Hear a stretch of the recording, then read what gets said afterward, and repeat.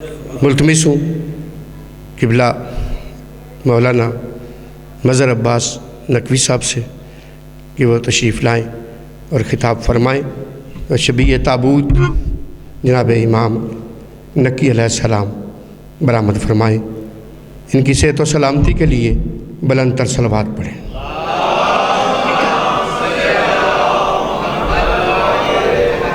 جناب مولانا مظہر عباس نقوی صاحب قبلہ۔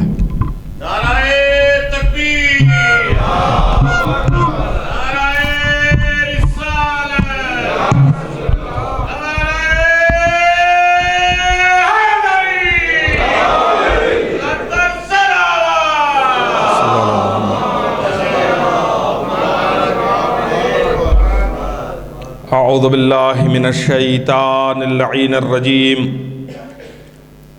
بسم اللہ الرحمن الرحیم الحمد للہ رب العالمین الصلاة والسلام علی اشرف الخلائق اجمعین سیدنا و نبینا و شفیع ذنوبنا و طبیب نفوسنا حبیب الہ العالمین بالقاسم محمد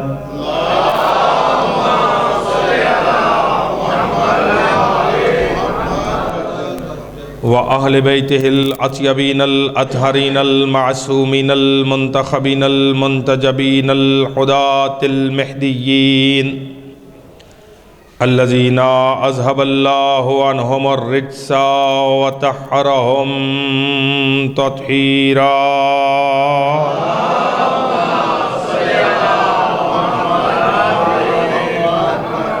واللعنة الدائمة الباقية على أعدائهم ومنكري فضائلهم وغاصبي حقوقهم أجمعين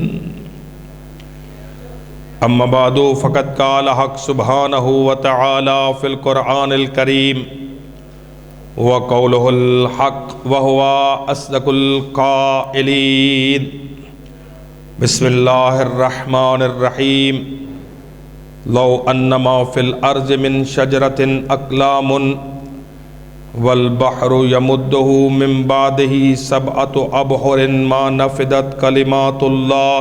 صلوات بلند آواز سے محمد و آل محمد۔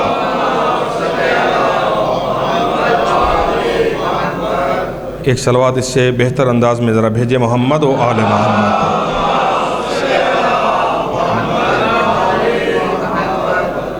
عزیزان گرامی قدر واجب الاحترام سامعین حضرات،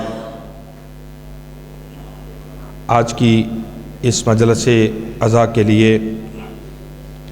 قرآن مقدس سے جس آیہ مبارکہ کی تلاوت کا شرف حاصل کیا گیا ہے، یہ سورہ لقمان کی جو قرآن مجید کا 31واں سورہ ہے اس کی 27ویں آیت ہے، جس میں تمام تر حمد کا لائق اللہ بنی نوع انسان تک اپنا پیغام ہدایت پہنچاتے ہوئے ان لفظوں میں گویا ہوا کہ لو انا ما فی الارض من شجرۃ اقلام والبحر یمدہ من بعدہ سبعۃ ابحر ما نفدت کلمات اللہ، کہ پوری زمین کے سینے پر اگنے والے درخت اگر کلموں میں منتقل ہو جائیں، توجہ رکھیے گا چونکہ ذہن عالی میں یہ نقطہ بھی محفوظ رہے، میں ابتدائی مجلس میں گزارش کر رہا ہوں آپ کی خدمت میں کہ اس صف عزا پہ بیٹھنے کے لیے بھی اللہ سے الگ سے توفیق طلب کرنی پڑتی ہے۔ وَإِلَّا لوگ گلی کوچے بازار میں ذلیل و خوار ہو کر گھروں کو چلے جاتے ہیں اور اپنے تائیں وہ سوچ رہے ہوتے ہم مجلس سن کے آ رہے ہیں، اور عقیدہ یہ ہے ہم شیعیان محمد و آل محمد کا کہ جہاں فرش عزا بچھتا ہے وہاں ارواح معصومین آ جاتی۔ ہاں، تو اگر آپ اپنے عقیدے میں حق بجانب ہیں اور آپ کو اگر اس عقیدے کی حقانیت پہ یقین ہے کہ واقعاً معصوم آتے ہیں، تو جہاں معصوم آ کے بیٹھتا ہے پھر وہاں آپ کیوں نہیں بیٹھتے؟ ٹھیک ہے؟ تو بہرحال یہ جسے توفیق نصیب ہے یہ اسی کے مقدر ہے۔ تو گزارش یہ کر رہا ہوں کہ سورہ لقمان میں خلاق عالم وہ اللہ کہ جو خود ہی اپنی مدحت میں الحمدللہ رب العالمین کہہ رہا ہے کہ تمام تر تعریفیں اس اللہ کے لیے ہیں جو عالمین کا رب ہے، وہ تمام تر حمد کا لائق، وہ تمام تر مدحت کا لائق، اور اسی کی شان ہے کہ کائنات کا ذرہ ذرہ اس کی مدحت کو بیان کرے، اس لیے کہ وہ کیسی حمد کا مالک ہوگا جس کا بندہ محمد ہے۔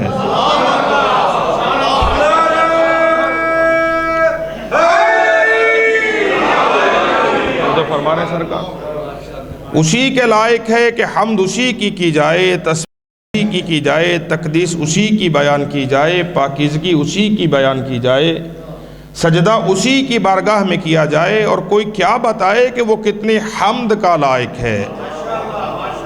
ذہن عالی میں یہ نقطہ پھر ابتدا میں محفوظ رہے، وہ محتاج حمد نہیں ہے، وہ لائق حمد ہے۔ وہ محتاج تسبیح نہیں ہے، وہ لائق تسبیح ہے۔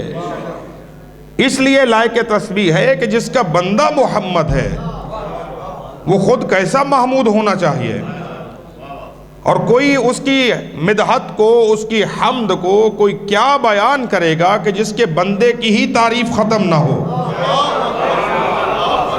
توجہ ہے یا نہیں ہے؟ ایک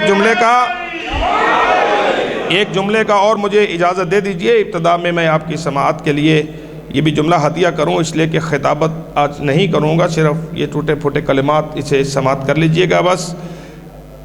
کوئی ایک صلوات بھیجے محمد آل محمد پر۔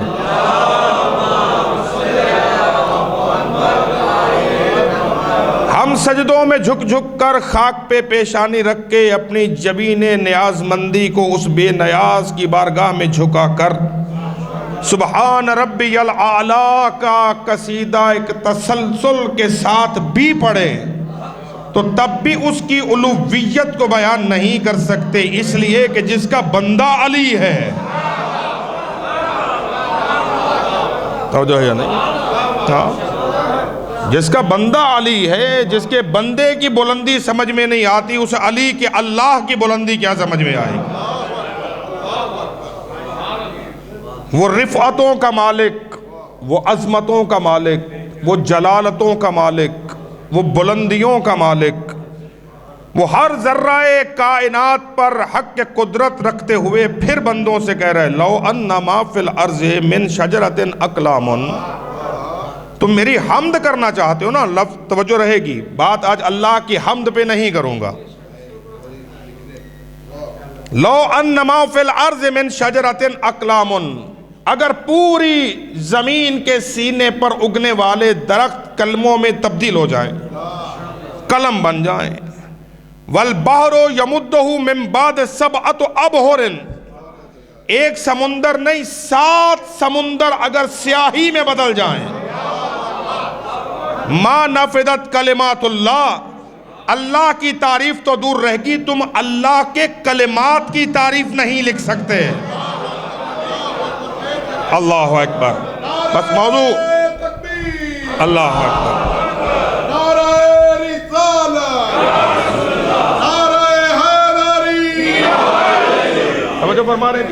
بس گفتگو میری سمٹ گئی اسی آیت کے ترجمے میں، آپ زندہ رہیں، سلامت رہیں، جس انداز میں آپ نے استقبال کیا ترجمے کا، بس یہیں سے سمجھ جائے گا کہ میں عرض کرنے کیا جا رہا ہوں، چونکہ موضوع امام ہادی ہیں، سرکار علی نقی کی زندگی پہ بات کرنا ہے، اور پھر مولا نے جو مدد کی، جو کہ میں آج سارا دن پریشان تھا کہ مولا کوئی لطف فرمائے، مدد فرمائے، کوئی قرآن کی آیت میرے سامنے آئے جس پر میں گفتگو کر کے آپ کی ذات تک پہنچ سکوں۔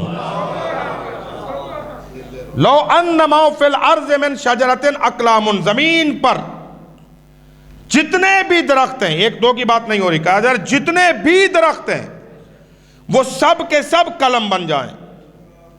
حدیث ذہنوں میں آ جانی چاہیے، بلکہ آ گئی ہوگی، ساری زمین کے درخت کلمے بنے۔ خدا کہہ رہے 7 سمندروں کا پانی سیاہی میں بدل جائے، ما نفدت کلمات اللہ۔ اللہ یہ نہیں کہہ رہا میری تعریف پوری نہیں ہوگی، یہ فرما رہے ہیں کہ میرے کلمات کی تعریف، توجہ فرما رہے ہیں، کلمات اللہ کی تعریف 7 سمندر مل کر، ساری دنیا کے درخت کلمے بن جائیں تو اللہ کے کلمات کی، اللہ کی نہیں۔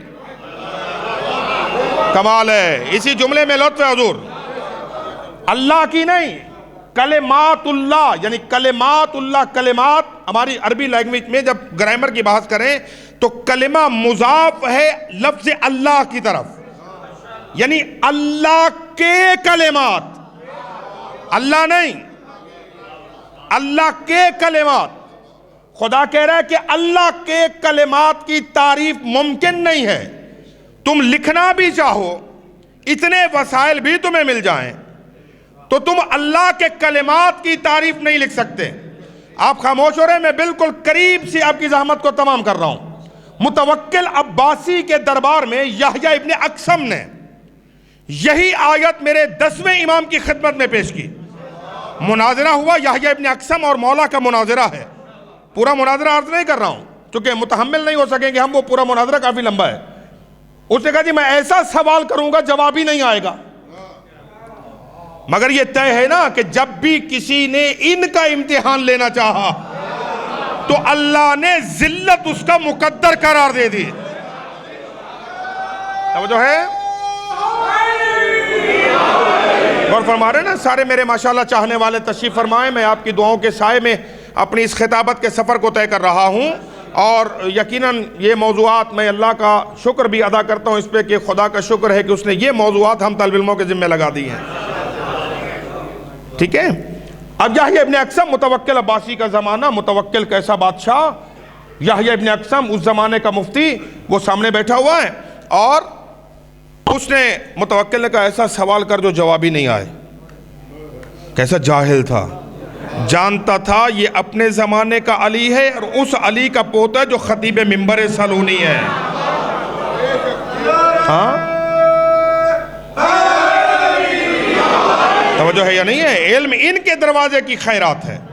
یحییٰ ابن اقسم نے سورہ لقمان کی یہی آیت پڑھی، کہا کہ یہ جو اللہ فرما رہا ہے کہ اللہ کے کلمات کی تعریف ممکن ہی نہیں ہے، لکھی نہیں جا سکتی، اگر ساری دنیا کے درخت قلم بن جائیں اور 7 سمندروں کا پانی سیاہی بن جائے تو اللہ کے کلمات کی تعریف ممکن نہیں۔ آپ بتا سکتے ہیں وہ 7 سمندر کون سے ہیں؟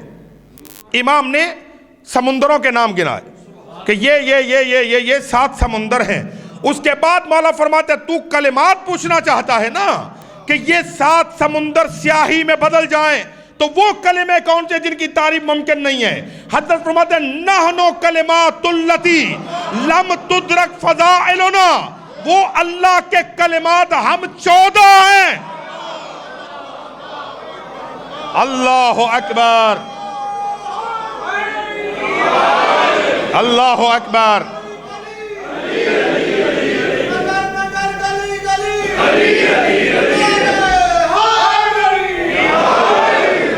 سلامت رہیں، زندہ رہیں۔ میں حدیث سے بات نہیں کر رہا ہوں سرکار، ٹھیک ہے، قرآن کی آیت پہ بات کر رہا ہوں۔ غور فرما رہے ہیں، مولا فرماتے ہیں اللہ نے یہ جو کہا ہے کہ وَالْبَحْرُ يَمُدُّهُ مِن بَعْدِهِ سَبْعَةُ أَبْحُرٍ کہ 7 سمندر سیاہی میں بدل جائیں تو کلمے درخت بنے، 7 سمندر سیاہی بنے، تب بھی کلمات اللہ کی تعریف ممکن نہیں۔ مولا فرماتے ہیں کلمات اللہ ہیں کون؟ نحنو کلمات اللتی لم تدرک فضائلنا، وہ اللہ کے کلمات ہم آل محمد ہیں کہ تم ہمارے فضائل کو درک ہی نہیں کر سکتے۔ اللہ اکبر، ہم فضائل کا وہ سمندر ہیں کہ جو کبھی خشک نہیں ہوا. اسے بہار میں مجلسی نے لکھا ہے. مناقب ابن شہر اشوب میں علامہ شہر اشوب نے اسی روایت کو لکھا ہے. شیخ توسی نے امال توسی میں لکھا ہے. شیخ صدوق نے کتاب توحید میں لکھا ہے کہ 10ویں مولا نے یحییٰ ابن اقسم کو کہا. تم کیا سمجھ رہے ہو؟ ہم اللہ کے وہ کلمات ہیں کہ جن کی تعریف ہمارے فضائل تک پہنچنا ممکن نہیں ہے کہ اللہ نے ہمیں عظمت کیا عطا کی ہے. اب میرا کوئی عزیز یہ کہے کہ مولانا آپ کیسے کہہ سکتے ہیں، یعنی یہ محمد و آل محمد کے وجود کلمہ ہیں، یہ کلمہ ہیں. آپ محمد و آل محمد کے وجود ہائے مبارکہ کو کلمہ تسلیم کرتے ہوئے کیوں اتنی زیادہ تشویش کا اظہار فرما رہے ہیں؟ آئیے چلیں قرآن سے پوچھ لیتے ہیں کہ اللہ نے قرآن میں اگر کسی انسان کو کلمہ کہا ہے؟ توجہ رکھیے گا، گھبرانا نہیں ہے، میرے ساتھ چلیے گا عزیزو، کیونکہ میں نے ممبر پہ آنے کے لیے بذات خود بہت انتظار کیا ہے. ٹھیک ہے، آپ نے ہی فقط نہیں انتظار کیا، آپ بھی منتظر تھے، میں بھی منتظر تھا. ٹھیک ہے، لیکن بہرحال میں کوشش کروں گا اختصار کو پیش نظر رکھوں. کہا جاتا ہے کہ نہیں، کلمہ تو عربی گرامر میں ایسے لفظ کو کہا جاتا جو با معنی ہو، ایسا لفظ جو با معنی ہو.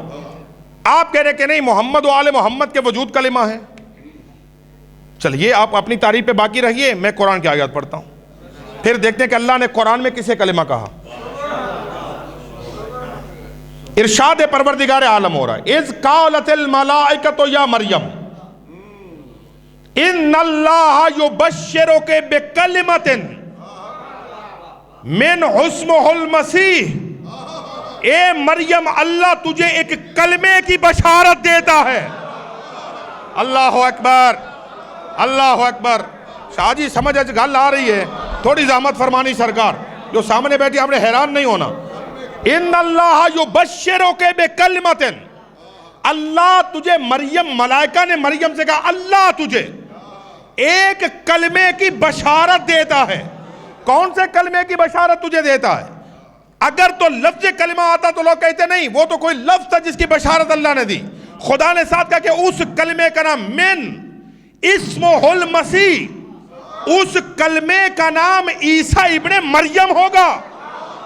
تو خداوند متعال نے قرآن مجید میں حضرت عیسیٰ کے وجود مبارک کو کلمہ کہا.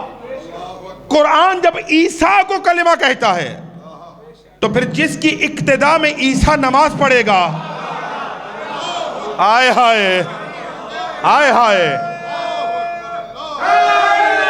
یار، جس ہستی کی اقتداء میں حضرت عیسیٰ نماز پڑھیں گے، اس امام تو جب معموم، جب مقتدی کلمہ ہے، جب مقتدی کلمت اللہ ہے، تو پھر جو امام ہے اسے کیا ہونا چاہیے؟ یہ تو طے شدہ معاملہ ہے نا کہ افضل کی نماز مفضول کے پیچھے نہیں ہوتی. یہ تو فقہ کا قانون ہے کہ افضل کی نماز مفضول کے پیچھے نہیں ہوتی. ٹھیک ہے، افضل نماز پڑھائے، جو کم فضیلت والا وہ پڑھے، اللہ کہ افضل خود اجازت دے دے کہ آپ نماز پڑھائیں. اب اس میں مجھے چونکہ بولنا نہیں ہے تو عزیزان محترم، یہ جو اللہ تعالیٰ قرآن میں فرما رہا ہے کہ میرے کلمات کی تعریف ممکن نہیں ہے. شیخ محسن نجفی حافظہ اللہ، خدا سایہ سلامت فرمائے، ہمارے بہت بزرگ عالم دین ہیں، انہوں نے اپنی کتاب، اپنی تفسیر الکوثر میں اس آیت کی تفسیر میں لکھا کہ کلمہ کہتے کسے ہیں، کلمہ ہوتا کیا ہے. گھبرا تو نہیں رہے اب حضرات؟ اب میں تھوڑی سی تحقیقی بحث کرنا چاہ رہا ہوں اس پہ کہ کلمہ ہوتا کیا ہے. ایک کلمہ تو جو روزانہ پڑھتے لا الہ الا اللہ محمد رسول اللہ، یہ بھی کلمہ ہے. وہ فرماتے کلمہ کیا ہوتا ہے؟ کہ کلمہ ایسا وجود کہ جو اللہ کی قدرت پر دلالت کرے.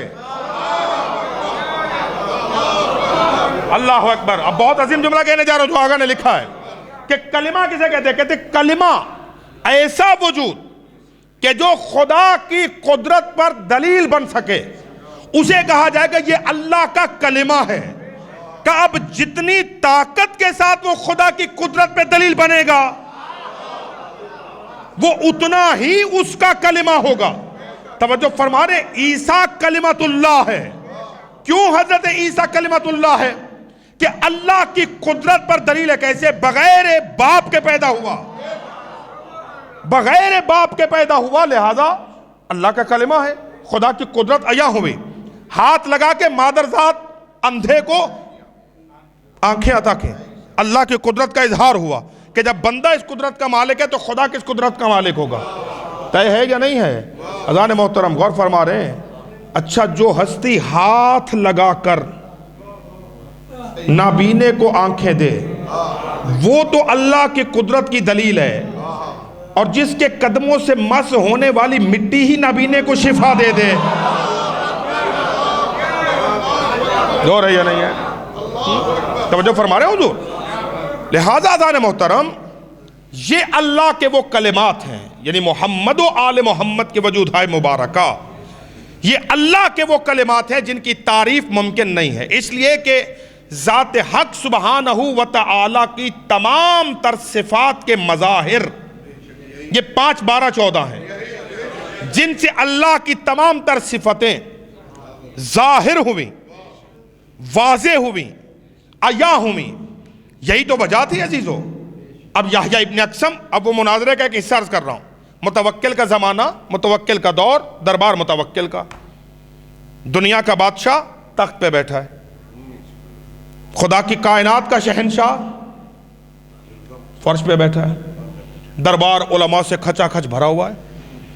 یحییٰ ابن اقسم اس نے امام سے کہا کہ آپ یہ بتائیں کہ اللہ نے حضرت موسیٰ کو ید بیضا دیا، یہ معجزوں کا اختلاف کیوں تھا؟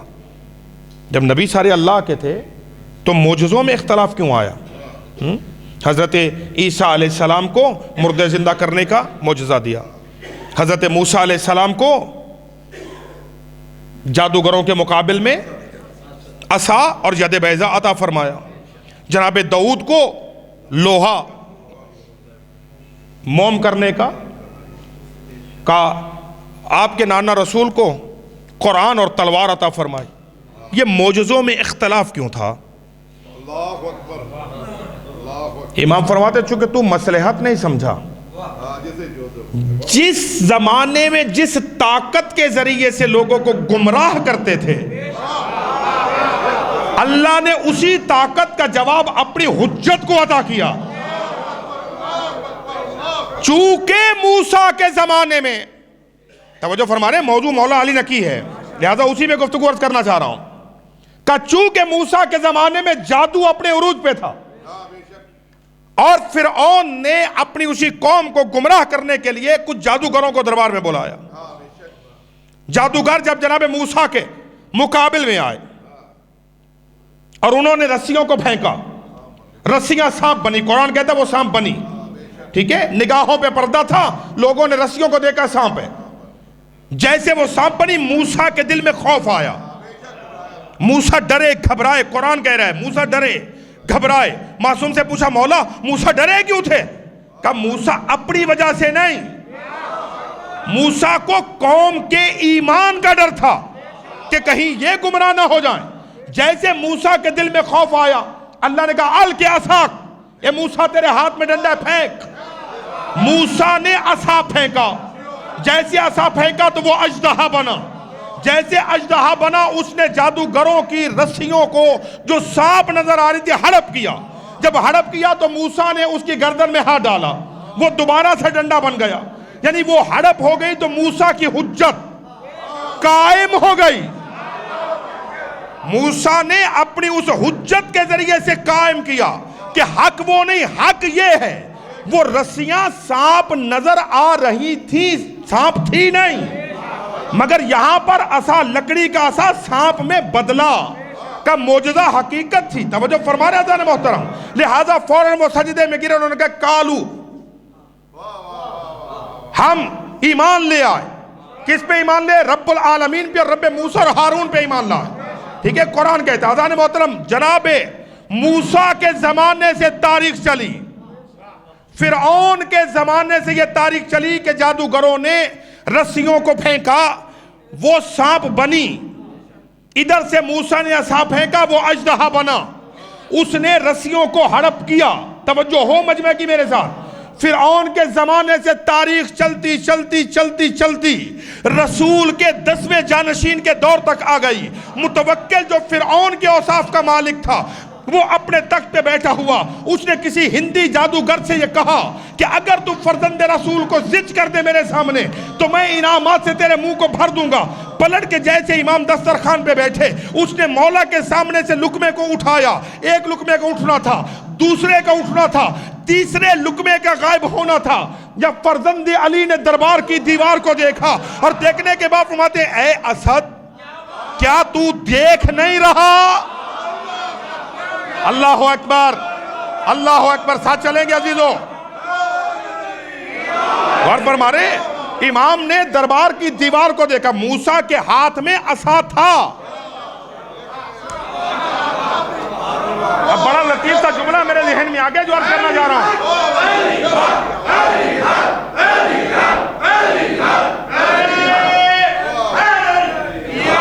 اور فرما رہے جی، حضرت موسیٰ کے ہاتھ میں عصا تھا، لکڑی تھی، اس کو موسیٰ نے بدلا اس میں، ٹھیک ہے؟ یعنی شے کو شے میں بدلا، مگر یہاں پر شے میں نہیں بدلی، وہ لا شے تھی۔ دھاگے کا بنا ہوا ایک کتبہ لگا ہوا تھا، ایک تصویر لگی ہوئی تھی، ایک تمثال لگی ہوئی تھی۔ امام نے اسے دیکھا اور دیکھنے کے بعد تو دیکھ نہیں رہا؟ کیا تو دیکھ نہیں رہا؟ بھائی دھاگے کی تصویر ہے، اب دھاگے کی تصویر کو کوئی خاکے کو دیکھ کے کیا دوں تو سارے کہیں گے بھئی یہ کیا ہے؟ امام نے اشارہ کیا، کیا تو دیکھ نہیں رہا؟ اتنا کہنا تھا، یا آنن فانن، وہ دھاگے سے بنی ہوئی شیر کی تصویر اصلی شیر کے روپ میں ظاہر ہوئی، اور دربار میں اس نے پنجے گھاڑ کر فوراً اس متوکل کے جادوگر کو ہڑپ کیا۔ جیسے ہڑپ کیا، متوکل غش کھا کے زمین پہ گرا۔ امام نے دیکھا فرماتے ارجع الی اصلہ، جیسا تو تھا ویسا ہو جا۔ اللہ اکبر۔ مولا فرماتے جیسا تو تھا ویسا ہی ہو جا۔ وہ جیسی دھاگے کی تصویر تھی ویسی تصویر بن گئی، وہ جیسی تصویر تھی ویسی تصویر بن گئی۔ کچھ دیر کے بعد متوکل کو ہوش آیا، فوراً دیکھ فرزند رسول، وہ میرا جادوگر، اس نے ہڑپ کیا۔ مولا اسے کہے نا، مولا اسے کہے نا واپس کر دے۔ حضرت فرماتے اگر تو موسیٰ کے ڈنڈے نے رسیاں واپس کر دی تھی، ہائے ہائے، اللہ اکبر، ساتھ ہے میرے حضرات کیا نہیں ہے؟ توجہ فرما رہے ہیں سرکار؟ عزیزان محترم، یہ وہ کلمات ہیں جو اپنی قدرت، اپنی طاقت سے اللہ کو اللہ منواتے رہے۔ یہ اپنی قدرت و طاقت کے بلبوتے پر، چونکہ اسی لیے تو یہ کلمات اللہ ہیں کہ یہ اس کی قدرت کا مظہر ہیں۔ اب کوئی یہ کہے کہ دھاگے کی تصویر کیسے بن سکتی ہے، تو کیا آپ نے قرآن میں آیتیں نہیں پڑھی کہ اللہ نے جہاں آیا اطاعت کو نازل کیا، اطیعوا اللہ و اطیعوا الرسول وَأُولِي الْأَمْرِ مِنْكُمْ، اطاعت کرو اللہ کی، اللہ کے رسول کی، اور ان کی جو صاحبان امر ہیں۔ آپ کو کہے نہیں صاحب امر وہ کیا ہوتا ہے، تو سورہ القدر کو پڑھیے۔ سورہ قدر میں اللہ کیا کہتا ہے؟ تنزل الملائکۃ والروح فیہا بِإِذْنِ رَبِّهِمْ مِنْ كُلِّ امر۔ لیلۃ القدر میں اللہ کے ملائکہ اور روح امین اللہ کے اذن سے تمام کے تمام امور کو لے کر زمین پر نازل ہوتے ہیں۔ کس کے پاس نازل ہوتے ہیں؟ اگر کوئی صاحب امر نہیں ہے، نہیں آپ تھک رہی، طبیعتیں تھک رہی سرکار، میں محنت کر رہا ہوں بھئی، اگر زمین کے سینے پر کوئی صاحب امر ہی نہیں ہے تو پھر امر کس کے پاس لے کے آتے ہیں؟ ملائکہ کا امور کو لے کر آنا اس بات کی دلیل ہے کہ کوئی صاحب امر ہے، جب تک وہ ان امور کے دفتر پہ دستخط نہ کرے تقدیریں نافذ ہی نہیں ہو سکتی۔ اب اجازت دینا ایک روایت کے لیے، کسی نے پانچویں مولا کی خدمت میں آ کے اس نے مولا سے کہا کہ آقا کیا آپ جانتے ہیں لیلۃ القدر کیا ہے؟ ہائے ہائے، کمال ہو گئی ہے۔ میں گفتگو روک رہا ہوں بس کیونکہ آپ کے چہروں کی تھک رہی ہے کہ آپ تھک چکے ہیں، اور میں زیادہ تھکانا نہیں چاہتا۔ میں زیادہ تھکانا نہیں چاہتا. پانچویں امام سے کہا کہ عابد شاہ جی کیا آپ جانتے ہیں لیلۃ القدر کیا ہے؟ اللہ اکبر، حقیقت لیلۃ القدر سے پوچھ رہا ہے، آپ جانتے ہیں؟ روایت پہ توجہ فرمائیے گا. مولا سے کہا کہ کیا آپ جانتے ہیں لیلۃ القدر کیا ہے؟ امام فرماتے ہیں ہم کیسے نہیں جانتے، جبکہ اس رات میں اللہ کے سارے فرشتے ہمیں کعبہ سمجھ کر ہمارے گرد طواف کرتے رہتے ہیں. ہائے ہائے، اللہ اکبر،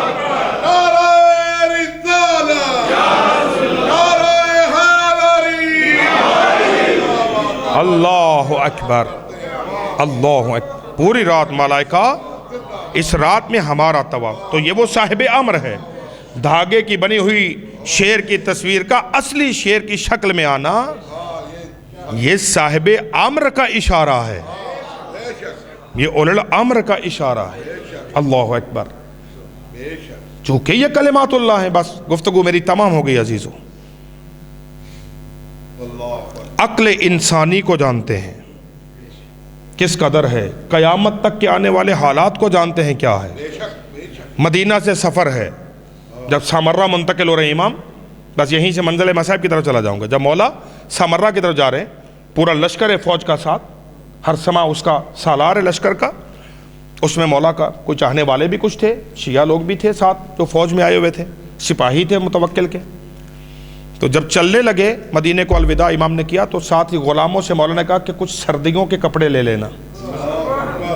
اللہ اکبر. رجب شدید گرمی تھی، تو امام نے کہا کہ سردیوں کے کپڑے لینا. ان میں ایک بدبخت کوئی ناسبی تھا، اس نے امام کے شیعہ کو تانا دیا، بڑے تم کہتے تمہارا امام عالم الغیب ہے، آدم سے قیامت کے حالات جانتے. دیکھو اتنی گرمی اور سردیوں کے کپڑے لے کے جا رہے. اس نے کہا بھی امام کی مصلحت ہے بھئی، میں کیا کہہ سکتا ہوں، مگر دل میں پریشان ہو گیا کہ حکمت کیا ہے، جواب کیا دوں. سفر شروع ہوا. توجہ ہے میرے ساتھ حضرات کی؟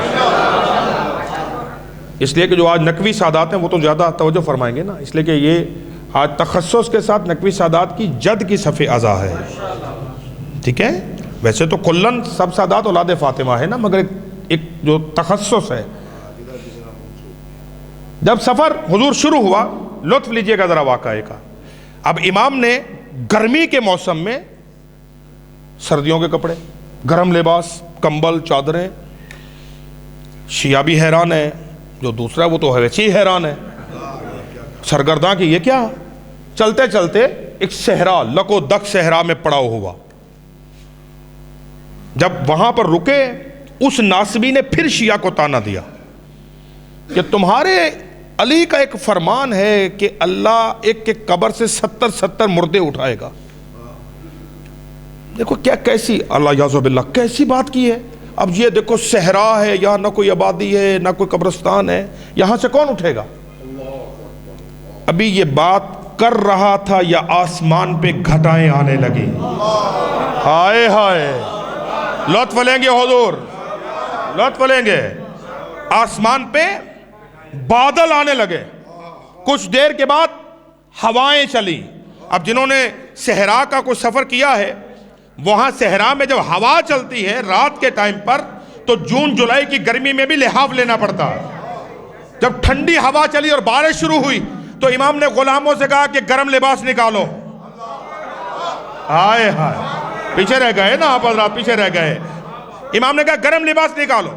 گرم لباس نکالے گئے. امام نے خود یہ بیتن کیا، غلاموں سے کہا تم بھی پہنو، اور کہا اس لشکر میں جاؤ، فلاں بن فلاں،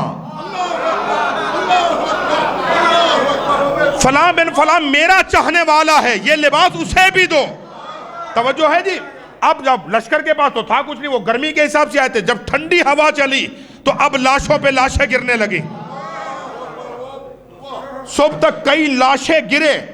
اب جب چلنے لگے تو کہا لاشوں کو کہا ایک گڑھا کھودو، اجتماعی قبر بنا کے سبھی کو ایک ہی قبر میں، ایک ہی قبر میں ڈالو. امام نے اپنے چاہنے والوں کو بلایا، کہا ادھر آؤ، اب جاؤ اس کے پاس، اسے جگہ کو جو میرے علی نے کہا تھا. اللہ اکبر، جو میرے علی نے کہا تھا. اب سمجھ میں تمہیں آیا کہ 70 کیسے اٹھیں گے. کہا یہ تو علی کی شان کرم تھی کہ میرے مولا کی زبان سے 70 کا لفظ نکلا ہے، اگر 70,000 کا لفظ نکل جاتا تو پھر 70,000 اٹھتے۔ اللہ اکبر۔ عزیزو، یہ عظمت، یہ شان، یہ رفعت، بس میں نے عرض کیا نا آپ کو زیادہ انتظار نہیں کرانا ہے، اور تفصیلاً مصائب بھی عرض نہیں کروں گا، بس ایک تحمل کے ساتھ جس قدر آپ برداشت کر سکیں گے۔ مدینہ تو رسول ہے، اور اس رات میں بیٹھ کر ایک خصوصی دعا کیجئے کہ کسی اہل وطن کو اپنا وطن نہ چھوڑنا پڑے۔ بہت مشکل ہے، جو ہمارے عزیز دیار غیر میں رہتے ہیں ان سے پوچھے وطن کی تڑپ کیا ہوتی ہے، اور پھر جس وطن میں رسول جیسا نانا دفن ہو، جس وطن میں زہرا جیسی دادی دفن ہو، جس مدینہ کو بڑی مشکل سے آباد کیا گیا ہو، اسے چھوڑنا کتنا مشکل ہے۔ لشکر ہے پورا، امام چل رہے ہیں، ظاہراً ہاتھوں میں زنجیریں نہیں ہیں، مگر جب چلنے لگے ہیں تو پورا مدینہ امٹ کے واپس آ گیا، باہر، مدینے سے باہر، پورا مدینہ باہر۔ امام چلنے لگے، پلٹ پلٹ کے روضہ رسول کو دیکھتے، جملہ کہہ دوں، وہی منظر بنا جو 28 رجب کو مدینے میں بنا تھا۔ عالم غربت میں امام، پورا کے پورا خاندان مدینہ ہے، صرف امام حسن عسکری ساتھ چل رہے ہیں، باقی پورے کا پورا خاندان وہیں ہے۔ خدا کرے میں مصائب کے جملے آپ کو سمجھا لوں۔ پلٹ پلٹ کے روضہ رسول کو دیکھا جا رہا ہے، پیغمبر گرامی قدر کے روضے کو دیکھ رہے ہیں، اور حسرت کی نگاہ سے شاید امام یہی کہہ رہے ہیں کہ نانا نانا چراغ قیامت تک جلتا رہے گا، مگر آج کے بعد میں پلٹ کے واپس نہیں آؤں گا۔ اجرکم اللہ، صدائیں بلند ہو گئی جن کی۔ نانا بیٹے کا آخری سلام، بس نانا میں تبلیغ دین کے لیے جا رہا ہوں، رونے والوں عزاداروں۔ بڑی مشکل سے الوداع کر کے امام چلے۔ مقتل کے جملے یہ ہیں کہ اس ملعون نے 3 دن امام کو بغداد کے اس مقام پر رکھا جہاں فقیروں اور محتاجوں کو رکھا جاتا تھا، جہاں اپاہج معذور لوگ رکھے جاتے تھے، وہیں پر امام کو 3 دن بغداد کے باہر رکھا۔ کتنے امام ہیں تمہارے جنہوں نے زندان گزارا ہے؟ تمہارا چوتھا امام 1 سال کا زندان اتنا ضعیف امام کو کر گیا کہ جب وطن پلٹے ہیں نا تو سگا چچا جناب حنفیہ پہچان نہیں سکے۔ اجرکم علی اللہ۔ 5واں امام بھی عالم بچپن میں ساتھ قید رہے۔ مصائب مجھے اسی امام کے عرض کرنے ہیں نا، تاکہ آپ عزیزوں کو معلوم ہو کہ ان میں سے ہر کوئی اپنے اعتبار سے اپنی کربلا کا حسین ہے۔ کتنا مشکل ہے۔ 5واں 6واں امام پھر زندان میں نہیں گئے۔ پھر 7واں امام کتنی قید ہے؟ 14 سال کی وہ تکلیف دے قید۔ 25 رجب کو سنیں گے آپ کہ شیخ توسی فرماتے جس ساق المرزوز بحلق القیود، سلام اس بغداد کے قیدی پر کہ جس کی پنڈلیوں کا گوشت وزنی بیڑیوں کی وجہ سے قیمہ بن گیا تھا۔ اجرکم علی اللہ، اجرکم علی اللہ۔ سلام اس قیدی پر۔ 8واں امام پھر زندان میں نہیں۔ 9واں امام مشکلات میں۔ اب 10ویں امام کی قید کتنی ہے؟ آج تک یہ نہیں پڑھا گیا ممبر سے، میں خود پہلی دفعہ روایت پڑھ رہا ہوں۔ کتنی مدت گزاری ہے؟ جب بلایا گیا بغداد، 3 دن ایک ایسے مقام پر رکھنے کے بعد جب بلایا ہے اس ملعون نے، تو سہل ابن ربی ایک دروگا ہے، اس کی قید میں امام کو بھیجا۔ ابھی تو سمرہ جائیں تو وہ زندان دیکھنے نہیں دیتے، چھونی میں بدل گیا ہے نا، وہاں جانے نہیں دیتے۔ کیسا زندان تھا؟ مقتل نے لکھا ہے جملہ کہ ایسا زندان، ایسا تاریک گھڑا تھا کہ جہاں نہ دن کی روشنی آتی تھی نہ رات کی چاندنی. کتنی مدت ہے قید کی؟ سادات دل دکھے تو معاف کیجیے گا. ظفر حسن امروہی صاحب قبلہ نے لکھا ہے کہ 12 سال امام کے. اجرکم علی اللہ، اجرک، رو لو، شرم نہیں کرنی ہے. یہ فاطمہ زہرا کو پرسہ دینا ہے نا آج کی رات میں. کس کا پرسہ دینا ہے؟ علی نقی کا پرسہ دینا ہے. میرے عزیز سادات تشریف فرما ہے، اللہ تعالیٰ اس مجلس کو قبول فرمائے اور اس مجلس عزا کا ثواب لیاقت شاہ صاحب مرحوم مغفور کی روح کو ایصال فرمائے. کتنی مظلوم ہے نا حسین کی ماں، کس کس منزل پہ بی بی روئی ہے. میرے مجمع میں کثیر تعداد زائرین کی بیٹھی ہے، کچھ سطحی ظاہر ہیں، کچھ ذرا بڑی باریکی سے زیارت کو دیکھتے ہیں. ذرا توجہ فرمائیں گے. آپ تو کہتے ہیں نا اجڑی قبر میں سوئی ہے، نہیں، اپنی شہادت سے لے کے بی بی آج تک سو کہاں سکی ہے. کبھی کربلا، کبھی کوفہ، کبھی ہلا، کبھی کاظمین، کبھی سامرہ، کبھی شام، کبھی راہ. بس رونے والوں، تمہارے گریہ کے لیے جملہ کہہ رہا ہوں. ایک بہت بڑے خطیب سے میں نے یہ جملہ سنا ہوں، فرماتے کہ جب میں پہلی مرتبہ شام گیا ہوں تو میں نے کوفہ سے شام کے راستے میں کچھ بے آباد قبروں کو دیکھا جن کے اوپر کتبے نہیں لگے ہوئے تھے مگر قبریں تھیں. کہ میں نے شام میں ایک بہت بڑے عالم سے پوچھا کہ قبلہ یہ قبریں کن کی ہیں؟ کہا کہ یہ اولاد زہرا کے یتیموں کی قبریں ہیں. کہا مولانا کیسے؟ کہا جب قافلہ آیا تھا نا، یہ ملعون جب اونٹوں کو تازیانے مارتے تھے، ماؤں کی گود سے بچے نیچے گر جاتے تھے. ماؤں کے ہاتھ تو بندھے ہوئے تھے نا، بچہ سنبھال نہیں سکتی تھی. بچہ گرتا تھا، اوپر اونٹ کا پاؤں آتا تھا، بچہ مر جاتا تھا. کہا پھر قبریں کیسے بنی؟ کہا قافلہ آگے جاتا تھا، پیچھے کے برقع پوش بی بی آتی تھی. رو لو، رو لو، شرم نہیں کرنی. ایک برقع پوش بی بی آتی تھی، وہ بچہ اٹھا کے گود میں بیٹھ جاتی تھی. اور جب کوئی قافلہ گزرتا تھا نا، رو رو کے کہتی تھی میں تمہارے نبی کی بیٹی زہرا ہوں.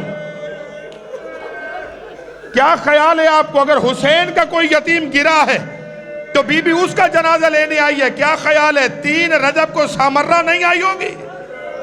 بس رونے والوں، عزاداروں، 12 سال کی سنگین قید گزارنے کے بعد آزادی ملی. پھر بھی آزادی نہیں تھی. سامرہ میں ایک زمین کا ٹکڑے گھر ملا جہاں آج مولا کو روزہ ہے نا. سامرہ میں جہاں روزہ، یہی امام کا گھر تھا جہاں آج 2 اماموں کی زری بنی ہوئی ہے نا، 11واں امام اور 10واں امام وہیں پہ ہے، اور ساتھ جناب حکیمہ خاتون وہیں پہ ہیں، اور مولا 12ویں مولا کی غیبت گاہ کا مقام بھی وہی ہے. یعنی سامرہ یہی گھر تھا امام کا. اس گھر میں رہے، جاسوسوں کے ذریعے سے جاسوسی. مگر آخر میں وہ وقت آیا کہ جب زمانے کے ملعون نے امام کو ایسا زہر دیا.